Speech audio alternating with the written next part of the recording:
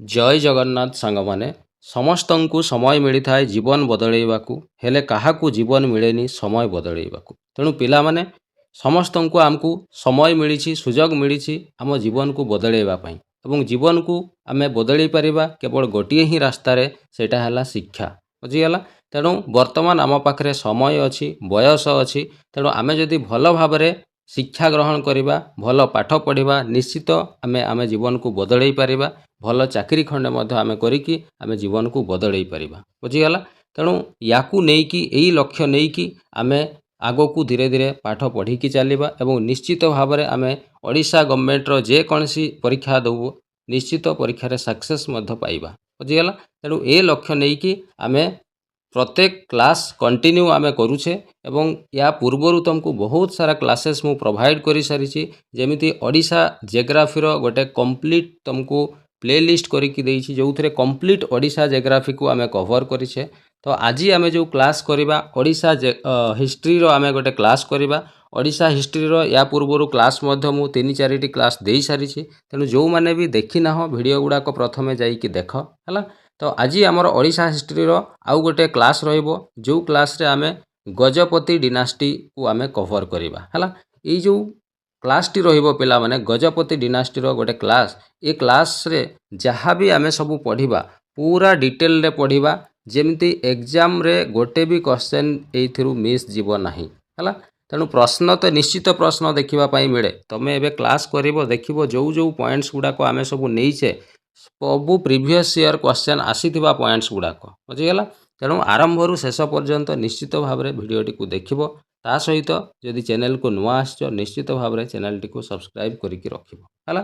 ତ ଆରମ୍ଭ କରିବା ଆଜିର କ୍ଲାସ୍ଟିକୁ। ଚାଲ ପିଲାମାନେ, ଗଜପତି ଡିନାଷ୍ଟିର ଆରମ୍ଭ ଯଦି ଆମେ ଦେଖିବା, 1454 ମସିହାରୁ ଆରମ୍ଭ ହୋଇଛି ଏବଂ 1541 ମସିହା ପର୍ଯ୍ୟନ୍ତ ଏ ଗଜପତି ଡିନାଷ୍ଟିର ଶାସନ ଆମ ଓଡ଼ିଶାରେ ଦେଖିବା ପାଇଁ ମିଳିଛି ହେଲା।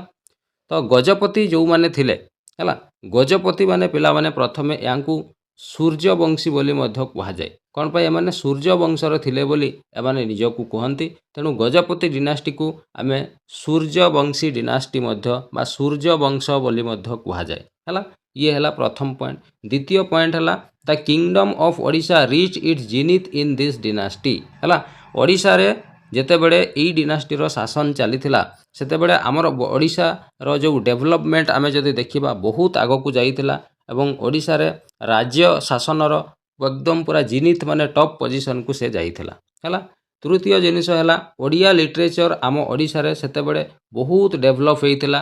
ଓଡ଼ିଆରେ ବହୁତ ସବୁ ସାହିତ୍ୟିକ ବହି ଗ୍ରନ୍ଥ ସବୁ ରଚନା କରାଯାଇଥିଲା ହେଲା।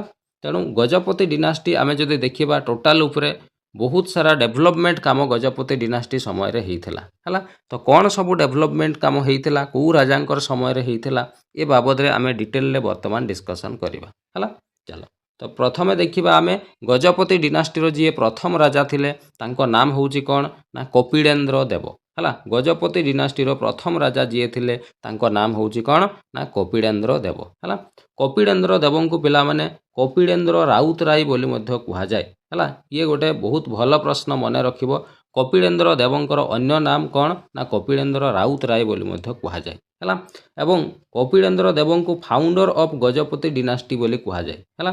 ଗଜପତି ଡିନାଷ୍ଟିର ଫାଉଣ୍ଡର ହେଉଛନ୍ତି କିଏ ନା କପିଳେନ୍ଦ୍ର ଦେବ। ବହୁତ ଇମ୍ପୋର୍ଟାଣ୍ଟ ପ୍ରଶ୍ନ ପିଲାମାନେ, ମନେ ରଖିବ। ବାରମ୍ବାର ପରୀକ୍ଷାରେ ଏଇ ପ୍ରଶ୍ନ ଆସିଛି ହେଲା। ନେକ୍ସଟ ପଏଣ୍ଟ ହେଲା he was the minister of Ganga king Bhanudeva four ହେଲା।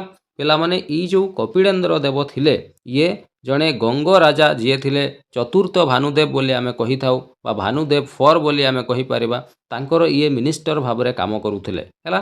ଏବଂ ଯେହେତୁ ଚତୁର୍ଥ ଭାନୁଦେବଙ୍କର କୌଣସି ପୁଅ ନଥିଲେ, ତେଣୁ ସିଏ ନିଜ ପାୱାର ମାଧ୍ୟମରେ କପିଳେନ୍ଦ୍ର ଦେବ କ'ଣ ହେଇଥିଲେ ନା ଭାନୁଦେବ ବା ଚତୁର୍ଥ ଭାନୁଦେବ ଯେଉଁ ଗଙ୍ଗ ବଂଶର ରାଜା ଥିଲେ, ତାଙ୍କ ପରେ କପିଳେନ୍ଦ୍ର ଦେବ ନିଜକୁ ରାଜା ବୋଲି ଘୋଷଣା କରିଥିଲେ।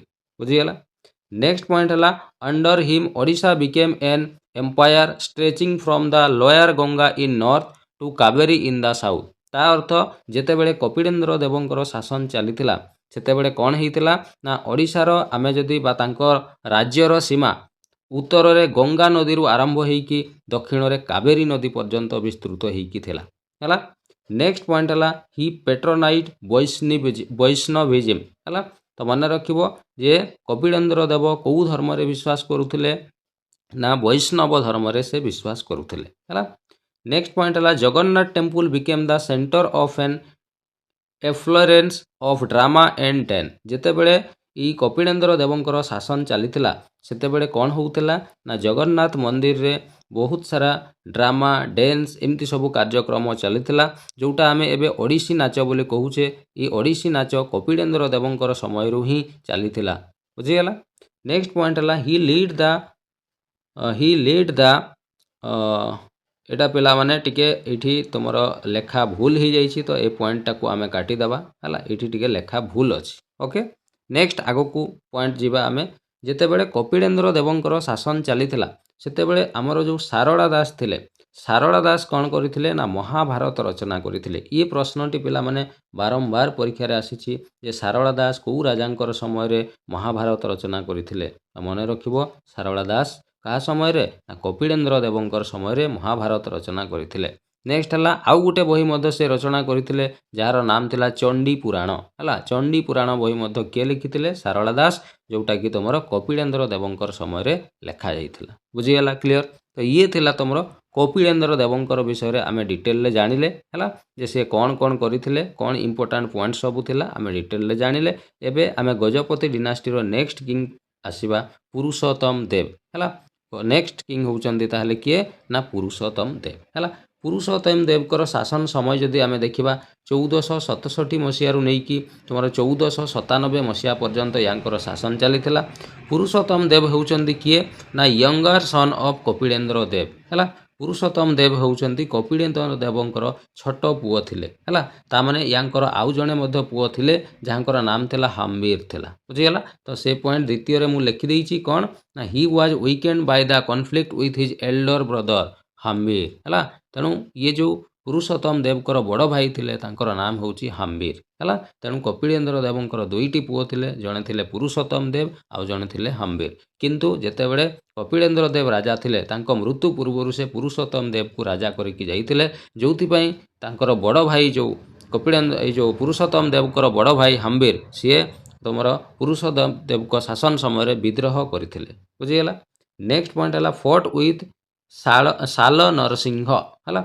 यहीटा पॉइंट गोटे बहुत भल पॉइंट पिला माने मन रखिबो जो पुरुषोत्तम देव राजा थिले ये साल नरसिंह जो जने राजा थिले हाँ जे कि तुमर कांचीर राजा थिले बोली कहा जाए बा उदयगिरी राजा बोली कहा जाए। तो तांको सहित ये युद्ध करथिले किए ना पुरुषोत्तम देव एवं से कांचीर राजा साल नरसिंहंकर झियो को से मैरेज मध्य करथिले किए ना पुरुषोत्तम देव हला। नेक्स्ट पॉइंट हला पुरुषोत्तम देवकर गोटे लेखा मध्य अछि बहुत फेमस लेखा जोटा मन रखिबो अभिनव गीत गोविंद हला। तो प्रश्न आसे जे अभिनव गीत गोविंद किए लिखिथिले मन रखिबो पुरुषोत्तम देव हला। पुरुषोत्तम देव ही लिखिथिले अभिनव गीत गोविंद बुझीगला क्लियर। तो ये आमे जानिले पुरुषोत्तम देव को विषय रे। वर्तमान नेक्स्ट आमे किंग देखिबा पुरुषोत्तम देव को परे नेक्स्ट राजा जे हिथिले तांको ना होउची प्रताप रुद्र देव हला। प्रताप रुद्र देवकर जदि आमे शासन समय देखिबा 1497 रु नै कि 1540 मसीहा पर्यंत यांकर शासन चलीथिला हला। एवं प्रथम पॉइंट हला रूल फॉर लॉन्गर टाइम हला। प्रताप रुद्र देव तुमर गजपति डिनास्टी रो सबुटु अधिक लंबा समय पर्यंत शासन करथिले। Tried to conquer south but failed. ये जो प्रताप रुद्र देव थिले ये साउथ इंडिया को कौन कनक्योर करबा अधिकार करबा पई चाहुथिले किंतु से फेल ही जाइथिले साउथ इंडिया को से अधिकार करि पारि नथिले। The accession of Krishnadeva of Vijayanagar led to Pratap Rudra defensive development in south in 1510 हला। ये पॉइंट टी मन रखिबो जो प्रताप रुद्र देव थिले ये विजयनगर साम्राज्यर जड़े राजा जहाँकर नाम थिला कृष्णदेव राय। कौन नाम थिला कृष्णदेव राय। तांको सहित ये कौन करथिले ना युद्ध करथिले किंतु से युद्ध रे प्रताप देवंकर हार ही जाइथिला बुझीगला। नेक्स्ट पॉइंट देखिबा this move permitted Bengal sultan. जेतेबेले तुमर प्रताप रुद्र देव कृष्णदेव राय जे कि विजयनगर साम्राज्यर राजा थिले तांको सहित जेतेबेले युद्ध रे से लिप्त थिले सेतेबेले बेंगल रो जणे सुल्तान थिले जांकर नाम थिला हुसैन शाह से ओडिशा को आक्रमण करथिले हला। तार सुजोग नै कि से ओडिशा को आक्रमण करथिले एवं आक्रमण करिकि से तुमर जगन्नाथ टेम्पल को ध्वंस मध्य करि दैथिले बुझीगला। नेक्स्ट पॉइंट हला Chaitanya came to Odisha during his reign. ଯେତେବେଳେ ପ୍ରତାପ ରୁଦ୍ର ଦେବଙ୍କର ଶାସନ ଚାଲିଥିଲା ସେତେବେଳେ ଜଣେ ସେଣ୍ଟ ଆସିଥିଲେ ଯାହାଙ୍କର ନାମ ଥିଲା ଚୈତନ୍ୟ ହେଲା। ତ ପ୍ରଶ୍ନ ବହୁତ ଆସେ ଏଇଠୁ ଯେ ଚୈତନ୍ୟ କେଉଁ ରାଜାଙ୍କର ସମୟରେ ଓଡ଼ିଶାକୁ ଆସିଥିଲେ। ମନେ ରଖିବ ପ୍ରତାପ ରୁଦ୍ର ଦେବଙ୍କ ସମୟରେ ସେ ଓଡ଼ିଶାକୁ ଆସିଥିଲେ ହେଲା। ନେକ୍ସଟ ପଏଣ୍ଟ ହେଲା ଲାଷ୍ଟ କିଙ୍ଗ ଅଫ୍ ଗଜପତି ଡିନାଷ୍ଟି। ଇଏ ଯେଉଁ ପିଲାମାନେ ପ୍ରତାପ ରୁଦ୍ର ଦେବ ଇଏ ଗଜପତି ଡିନାଷ୍ଟିର ଶେଷ ରାଜା ଥିଲେ ବୋଲି କୁହାଯାଏ ହେଲା। ବା ଲାଷ୍ଟ ପାୱାରଫୁଲ କିଙ୍ଗ ବୋଲି ଆମେ କହିପାରିବା ହେଲା। ତ last powerful king of Gajapati dynasty ଯଦି ତୁମକୁ ପଚାରୁଛି ତାହେଲେ ମନେ ରଖିବ ପ୍ରତାପ ରୁଦ୍ର ଦେବ ଥିଲେ ଲାଷ୍ଟ ପାୱାରଫୁଲ କିଙ୍ଗ। ମନେ ରହିଲା। ନେକ୍ସଟ ଇଏ ଯେଉଁ ପ୍ରତାପ ରୁଦ୍ର ଦେବ ଥିଲେ ଇଏ କାହାଙ୍କର ନା ପୁରୁଷୋତ୍ତମ ଦେବଙ୍କର ଇଏ ପୁଅ ଥିଲେ, ସନ୍ ଅଫ୍ ପୁରୁଷୋତ୍ତମ ଦେବ ହେଲା। ତାପରେ ନେକ୍ସଟ ୟାଙ୍କର ଆମେ କିଛି ଲେଖା ଦେଖିବା ଯେଉଁ ସମୟରେ ତୁମର ଏ ଯେଉଁ ପ୍ରତାପ ରୁଦ୍ର ଦେବଙ୍କର ଶାସନ ସମୟରେ କିଛି ଲେଖା ମଧ୍ୟ ଆସିଥିଲା। କ'ଣ କ'ଣ ଯେମିତି ଜଗନ୍ନାଥ ଦାସ ରଚନା, ଏଠି ଦାସ ପିଲାମାନେ ଜଗନ୍ନାଥ ଦାସ ରଚନା କରିଥିଲେ ଆମର ଓଡ଼ିଆ ଭାଗବତ ରଚନା କରିଥିଲେ। ବଳରାମ ଦାସ ରଚନା କରିଥିଲେ ଦାଣ୍ଡି ରାମାୟଣ ରଚନା କରିଥିଲେ। ସେମିତି ରାୟ ରମାନନ୍ଦ ଯେଉଁ ଥିଲେ ଇଏ ଜଗନ୍ନାଥ ବଲ୍ଲଭ ରଚନା କରିଥିଲେ। ତେଣୁ ଇଏ ତିନୋଟି ବହିର ନାମ ମନେ ରଖିବ କିଏ କେଉଁ ବହି ରଚନା କରିଥିଲେ ଏବଂ ଏଇସବୁ ବହି କେଉଁ ରାଜାଙ୍କର ସମୟରେ ନା ତୁମର କ'ଣ ପ୍ରତାପ ରୁଦ୍ର ଦେବଙ୍କର ସମୟରେ ଏସବୁ ବହି ରଚନା କରାଯାଇଥିଲା ହେଲା। ଆଉ ଗୋଟେ ଇମ୍ପୋର୍ଟାଣ୍ଟ ହେଲା କ'ଣ ନା ଏଇ ଯେଉଁ ଧବଳେଶ୍ୱର ଟେମ୍ପୁଲ ପିଲାମାନେ ଶୁଣିଥିବ କଟକରେ ଅଛି ଏ ଧବଳେଶ୍ୱର ଟେମ୍ପୁଲ। ତାପରେ ଆଉ ଗୋଟେ ହେଲା ଚନ୍ଦ୍ରଶେଖର ଟେମ୍ପୁଲ ଯେଉଁଟା ତୁମର ଢେଙ୍କାନାଳରେ ଅଛି। ଏ ମନ୍ଦିର ଗୁଡ଼ାର ନିର୍ମାଣ କାର୍ଯ୍ୟ ମଧ୍ୟ ଏଇ ପ୍ରତାପ ରୁଦ୍ର ଦେବଙ୍କର ଶାସନ ସମୟରେ ହିଁ ହେଇଥିଲା ବୋଲି କୁହାଯାଏ। ବୁଝିଗଲା, କ୍ଲିଅର। ଚାଲ ନେକ୍ସଟ ଦେଖିବା। ନେକ୍ସଟ ଆଉ ନାହିଁ ପିଲାମାନେ, ଏତିକି ହେଲା ତୁମର ଗଜପତି ଡିନାଷ୍ଟିର ମୋଷ୍ଟ ଇମ୍ପୋର୍ଟାଣ୍ଟ ପଏଣ୍ଟ ସବୁ ମୁଁ ଦେଇଛି। ତେଣୁ ଆଶା କରୁଛି ଯାହା ଯାହା ସବୁ ଇମ୍ପୋର୍ଟାଣ୍ଟ ପଏଣ୍ଟସ୍ ଥିଲା ସବୁ ଆମେ କଭର କଲେ। ତ ପରୀକ୍ଷା ତୁମେ ଯଦି ଦେଉଛ ନିଶ୍ଚିତ ଏଥିରୁ ପ୍ରଶ୍ନ ଦେଖିବା ପାଇଁ ପାଇବ। ତେଣୁ ୟାର ନୋଟ୍ସ ମଧ୍ୟ ମୁଁ ତୁମକୁ ପ୍ରୋଭାଇଡ଼ କରିବି। ଯେଉଁମାନେ ଏପର୍ଯ୍ୟନ୍ତ ଟେଲିଗ୍ରାମ ଚ୍ୟାନେଲରେ ଜଏନ୍ କରିନାହ ଟେଲିଗ୍ରାମ ଚ୍ୟାନେଲରେ ଜଏନ୍ କରିଯିବ। ମୁଁ ଡେସ୍କ୍ରିପସନରେ ତାର ଲିଙ୍କ ଦେଇଦେବି ହେଲା। ଏବଂ ୟାର ନୋଟ୍ସ ତୁମେ ରଖିବ ରିଭିଜନ ପର୍ପଜ୍ ପାଇଁ ଯେତେବେଳେ ଏକ୍ଜାମ ଆସିବ। ବୁଝିଗଲା। ତେଣୁ ଏଇଭଳିଆ ଆମେ ଓଡ଼ିଶା ହିଷ୍ଟ୍ରିର ଗୋଟେ କ୍ଲାସ୍ ଆଗକୁ କଣ୍ଟିନ୍ୟୁ କରିବା। ଯେଉଁମାନେ କ୍ଲାସ୍ ଦେଖିନାହ ପୂର୍ବ କ୍ଲାସ୍ ଗୁଡ଼ାକ ଟିକେ ଦେଖିନେବ। ବୁଝିଗଲା। ତ ଆଜି ଆମେ ଏଇଠି ରଖିବା, ନେକ୍ସଟ ଦେଖା ହେବ ପୁଣି ଆଗ କ୍ଲାସ୍ରେ। Okay, thank you.